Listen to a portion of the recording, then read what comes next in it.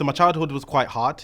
When I was 5 years old, I fell in a bath of boiling hot water and I burnt the whole upper right-hand side of my body. So it goes all up my arm, across my chest, down onto my stomach.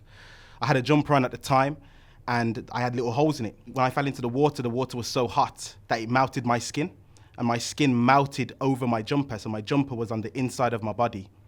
At that point, out of panic, when my mum came running up the stairs, she ripped my jumper off. But when she ripped my jumper off, she ripped all my skin off at the same time. I was in hospital for a long period of time, having various skin grafts from removing the skin from my legs onto the upper right-hand side of my body. And when I came out of the hospital, when I started school, the young people couldn't understand why I looked different. They couldn't understand why I looked the way I did, why my skin was all funky and weird. And at that point, they started to call me names. They started to bully me. Basically said to myself, you know what? I'm no longer going to allow people to call me names. I'm no longer going to allow people to bully me. I was fighting to school, in school, from school. I remember there was a time where I completely blacked out and I just smashed up the whole classroom.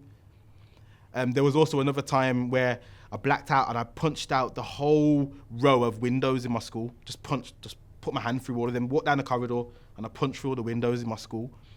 So we got to a point where I started to build a reputation for myself. I ended up having an episode where I blacked out and I ended up picking up a chair and I whacked my teacher with the chair and ended up breaking the teacher's leg. This resulted in me being kicked out of the school. I was also banned from going to the area as well. I remember being sat in the room with the police, my mum, the teachers, and my mum was saying to them how much she couldn't control me and how much I was growing out of control. The relationship with my mum wasn't good. I remember she took me to social services, she took me to the office there, and she presented me to this lady, and my mum said to her, I need help with him. Either you take him or I'm going to leave him here. She picked up the bag and she left the building and she left me in there. But again, all that stuff was fueling my anger, you know? It was fueling the person that I was turning into. She kicked me out again when I was 13. I was sleeping rough on the street, sleeping on the canal, sleeping in the bush, sleeping under the bridge, trying to find anywhere that I could go, you know? Times I was sleeping in my school uniform, going to school the next day and nobody even knew because I masked it. I didn't want anybody to know that I was living like that I was actually suffering, that I was in that position.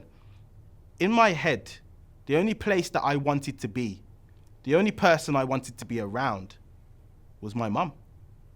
Even though we was going through those hard times, she was still my mum.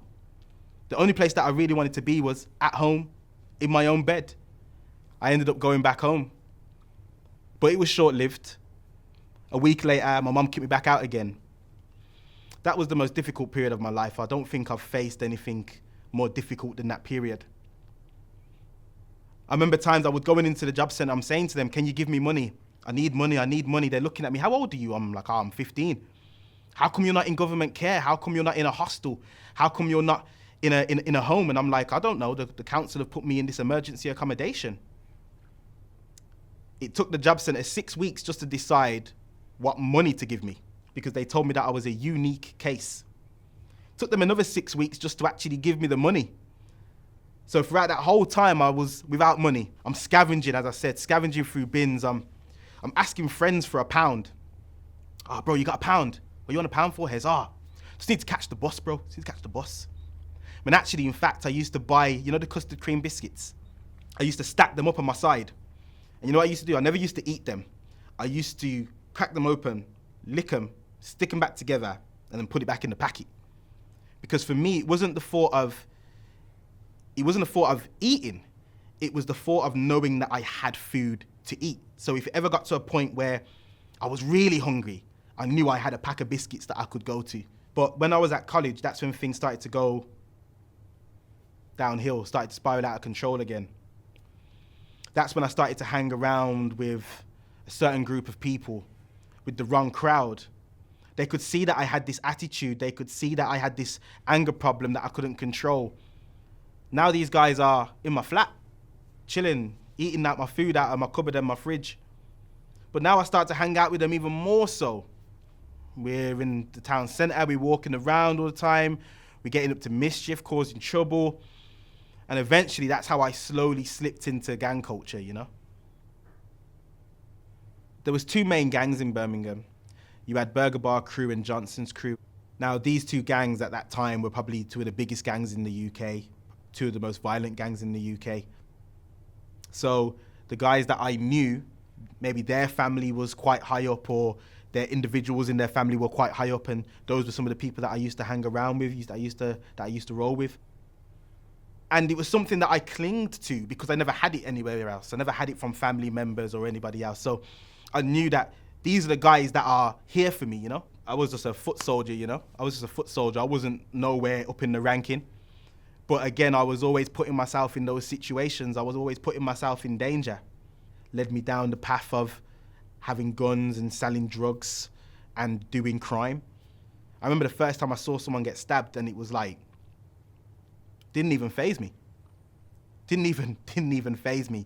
At no point did I stand there and think I'm gonna call the police or I need to help this guy. And I remember it was a guy that I was with. He was a friend at the time, and he was fighting this guy.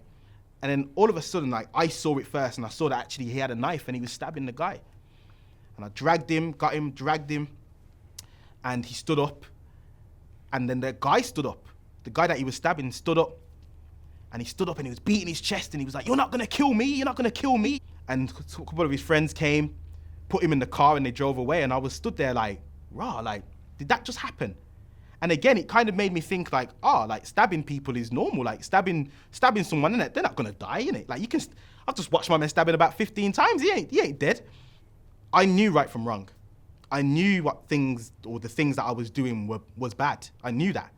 But I never had no one there to say to me, "You know what, Hezron, don't do that, bro. Like, just calm down, or come, let me take you somewhere else and let's do something different." And I'll be honest with you, even though I knew that I was doing wrong, I didn't care. I saw it as nobody cared about me, so why should I care about you? That's how I seen it. And that fueled a lot of the rage inside me when it came to the things that I did. All the little marks on my fingers there, including that one there, it's actually teeth marks. There's been nights I've been sat in my house and I'm taking man's teeth out of my hands with a pair of tweezers. My whole knuckle there is split down the middle. That's why it's so big, split down the middle. Doctors have told me that I'm gonna have severe arthritis in a few years. I'm starting to feel the effects of it now. I had this scar here on my head. I had a piece of glass that big sticking out of my forehead. I got a scar that runs across the top of my lip. I had a fight with 5 guys, and a guy came with a metal bat and hit me in my mouth. My teeth went through my lips, so my lips was inside my mouth and my teeth were protruding from my lips. That was all when I was, 16, 17, 18. All because I thought I was a bad man. So how bad do things get? I'm looking up to 10 years in prison for a robbery charge. My own friends were sat in the dock at Crown Court testifying against me, telling the court, I don't know him. Never met him before. Never seen him before. And these were guys that I was chilling with, hanging out with. I was the only one that was found guilty because the evidence stacked up against me. And I remember I went for my pre-sentencing report at probation, and I met this black woman. I remember, man, first, I literally stepped through the door. As I stepped through the door, this woman looked at me and she just went, "Not another black man." That was the first thing she said to me when I stepped through the door. I'm thinking, who is this woman? It's 9 o'clock in the morning. I'm thinking, who is this woman? Number one. And number two, who is she talking to like that? Like, what's going on? And she looks at me and she says, "Tell me what happened. Tell me what you did." I looked at her and I said, "Nah, I ain't no snitch. I ain't telling you what I did." She's like, "Snitch?" She's like, "Little man, let me tell you something. You can't even be a snitch." She went, "Your friends have already snitched on you anyway. You're the one that's been found guilty. You're the one looking at prison time. And I'm the person that can help you." And I sat there and I told her what I did. Told her my involvement. Told her about my upbringing, my lifestyle. And she looked at me, she was like, "If you go to prison, your life's gonna spiral out of control even more." I left that place thinking this woman was chatting rubbish. I was thinking, I don't know what this woman's talking about. I'm going to prison. That's what I'm still thinking in my head. I end up going to my sentencing, and in my heart, My heart's beating. Constant. I'm thinking I'm going to prison for 10 years. But don't get twisted, on the outside, I was cool, calm, collected, sat there like normal. The judge comes in, Mr. Brown, stand up. I stand up. And when I stand up, she looks at me and she goes, I was going to sentence you to prison today. I don't know what you did or who you spoke to, but your pre-sentencing report was glowing. And when she said that, all that I could think about was the woman at probation. All I could think about was what that woman had said to me when she was saying, Hezron, leave it with me.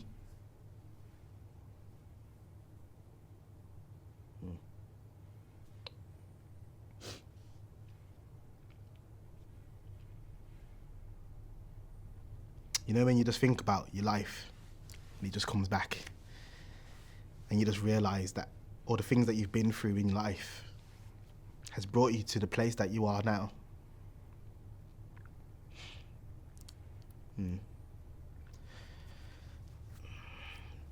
Sorry, let me do that again. So what happened next? So, instead, the judge gave me a 2-year suspended sentence, 280 hours of community service, and a hefty fine. And a couple of days later, I was sat in my flat with a friend of mine. And I just looked at him and I had this epiphany and I said, you know, why are we actually doing this? And he looked at me and he said, we're repping the ends, Hez. Repping the postcode, innit? He looked at me and said, Hezron, you're not going to change. I said, what? He said, you're not going to change. You're not going to change from being the person that you are. I looked at him and I said, yeah. Man didn't have that faith in me like I had the faith. But I didn't need him to have faith in me because I knew what steps I wanted to take. I tried to get a job. Little success. Reason why is because I never had no skills. I ended up volunteering for the British Heart Foundation. Volunteered with them for a while. I went then and started doing courses. I done things like customer service skills, employability. I done health and safety. I done first aid. I done my IT. I done IT up to level 3. I done a parenting course. Don't know why I'm doing a parenting course. I ain't got no kids. I then got involved with the Prince's Trust, and I done a Get Started with Theatre program. The Prince's Trust got wind of it, and they were like, who is this guy that's gone from being a thug, gone from being a gangster, to now being an actor at the Birmingham Rep Theatre? Like, who is he? I ended up having a meeting with the Prince's Trust, and I became an ambassador for them, going around the country, telling people about my lived experience, about my journey. And I remember the first time I did it, I had the whole year group come up to me at the front and was just high-fiving me, giving me firm, saying, yo, sir, I can relate to you. Sir, I'm currently going through the same thing. Can you help me? Can you offer me advice? And I started to think to myself, like, wow, when I was saying that the young people are the ones that need to hear my story, it was true. And then last year, I got a phone call by the Prince's Trust. And they were like, Hezron, do you mind coming down to Scotland? I was like, oh yeah, like what for? They were like, oh, we want you to tell your story. We're going to film it. We went around with a film crew and they were filming me, telling my story around this beautiful mansion. And we got into a room.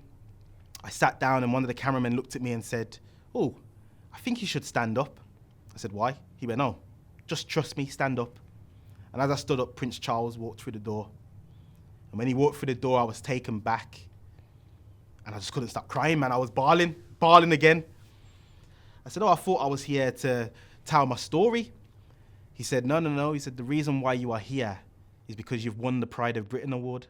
That same person that was looking at 10 years in prison was now standing there next to Prince Charles with him telling me that I was the Pride of Britain. It was an amazing moment. It was an amazing moment. What do you see as being a real turning point for you? When I went to probation, when I went for my pre-sentencing report, the woman that I met, she could relate to what I was going through. And she knew that by sending me to prison, that was going to make me worse rather than make things better. I don't know how she was so sure, but she was. So all I gotta do is just be thankful. I mean, listen, till this day I've been trying to find this woman just so I can say to her, look at what I've become. That day when you seen me, if you would have just made a different decision on that day, if you would have looked at me and thought, actually, you know what, you deserve to go to prison, I probably wouldn't be sitting here now. Obviously, I speak to a lot of councils now, and when they hear my story and what I've been through, they say to me, oh, Hezron, you was just one of those people that slipped through the net. Well, then even now I think to myself, how many people have slipped through the net? How many young people are out there right now in an emergency accommodation with no support, no guidance, no one around them? Yeah. And I think that, again, that's why I do what I do now, to try and offer that support to them, to try and mentor people that are in those positions, because for those ones that have slipped through the net, at least someone is there to offer that support. People will always be quick to tell you, nah, you're not going to achieve that. Nah, you're not going to amount to that. Nah, that's not going to work for you. It's not about where you are. It's about where you're heading. And as long as you keep that within your brain, you'll always win. You'll always win. You'll always win.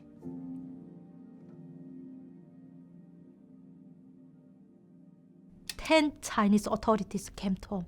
They really big and fat guys came to my home, and they arrested me in front of my 5-year-old child. My heart is just beat. And I know that is if I arrested and sent back to North Korea, I just execute or prison camp.